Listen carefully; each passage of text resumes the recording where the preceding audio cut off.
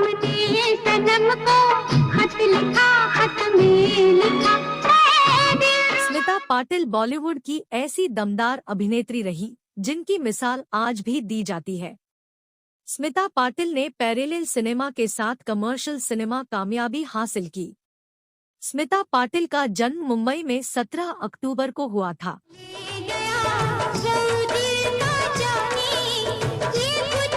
स्मिता के पिता शिवाजी राय पाटिल महाराष्ट्र सरकार में मंत्री थे, जबकि उनकी मां एक सोशल वर्कर।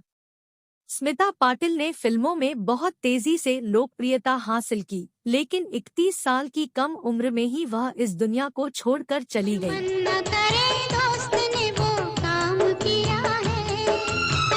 बेटे के जन्म के कुछ दिनों बाद ही स्मिता पाटिल बीमार हो गई और आखिरकार उनकी मौत हो गई। स्मिता पाटिल की 14 फिल्में रिलीज हुई।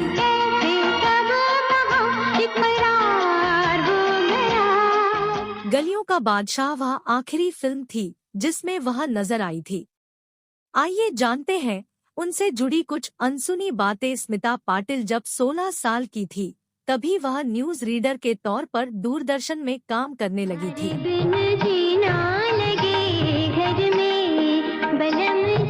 वह जीन्स पहनकर ऑफिस जाती थी, लेकिन न्यूज रीडिंग दौरान वह जीन्स के ऊपर ही साड़ी पहन लेती थी।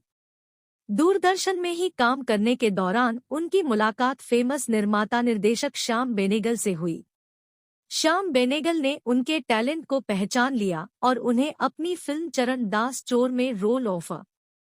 इसके बाद उन्होंने पीछे मुड़कर नहीं देखा। 80 के दशक में स्मिता ने व्यावसायिक सिनेमा में कदम रखा और अपने समय के सुपरस्टार अमिताभ बच्चन के साथ नमक हलाल और शक्ति में यादगार भूमिका निभाई। यह फिल्में सुपरहिट रही थी और इनके गाने आज भी पसंद किए जाते हैं। स्मिता पाटिल को फिल्म भूमिका में अपनी परफॉर्मेंस के लिए बेस्ट एक्ट्रेसेस अवार्ड से सम्मानित किया गया था। आज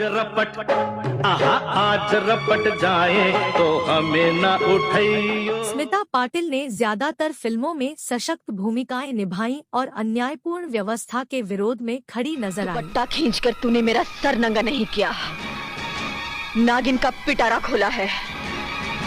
जाकर देख ले अपनी कुंडली, तेरी मौत पारों के हाथों लिखी है। फिल्म चक्र के लिए उन्हें नेशनल फिल्म के साथ फिल्म फेयर के बेस्ट एक्ट्रेसेस भी सम्मानित किया गया।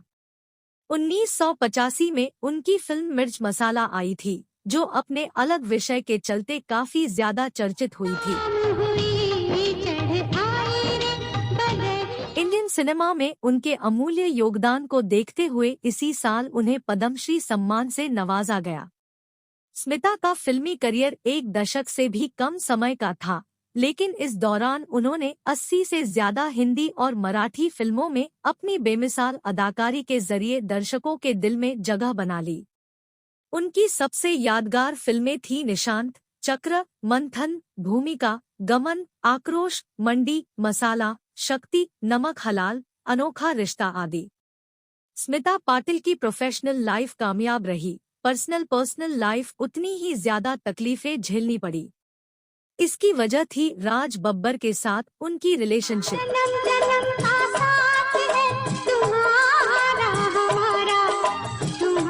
दरअसल राज बब्बर ने अपनी पत्नी नादिरा बब्बर को छोड़कर स्मिता के साथ शादी कर ली थी। इस पर मीडिया और सार्वजनिक जीवन में उनसे तरह के सवाल पूछे जाने लगे। उन्हें नादिरा का घर तोड़ने वाला करार दिया जाने लगा। स्मिता पाटिल ने जीजान से जिन महिला संगठनों के लिए काम किया था, वे भी उन्हें निशाना बना रही थी। बहुत सी महिलाओं ने सवाल उठाया था कि उनके आदर्शों और निजी जीवन के व्यवहार में इतना ज्यादा फर्क क्यों है। बहुत से लोगों को नादिरा से सहानुभूति थी और उन्होंने स्मिता की इस बात के लिए कड़ी आलोचना की थी। स्मिता पाटिल बेहद संवेदनशील इंसान थी। जाहिर है इन आलोचनाओं से उन्हें काफी दुख हुआ। राज बब्बर और स्मिता पाटिल के बेटे हैं प्रतीक बब्बर, वहीं नादिरा से उनकी 2 संतान हैं, आर्य बब्बर और जूही बब्बर। स्मिता पाटिल अपनी पर्सनल लाइफ की वजह से अपनों से ही दूर होती जा रही थी। उनकी बायोग्राफी की लेखिका मैथिली राव ने अपनी किताब में लिखा है, स्मिता पाटिल की मां स्मिता और राज बब्बर के रिश्ते के खिलाफ थी।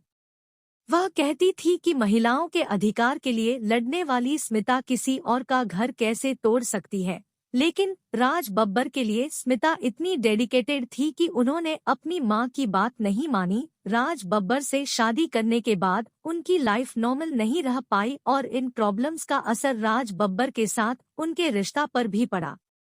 अपने आखिरी दिनों में स्मिता खुद को बहुत अकेला महसूस करती थी। हेल्थ इश्यूज की वजह से उनकी समस्याएं और भी ज्यादा बढ़ गई।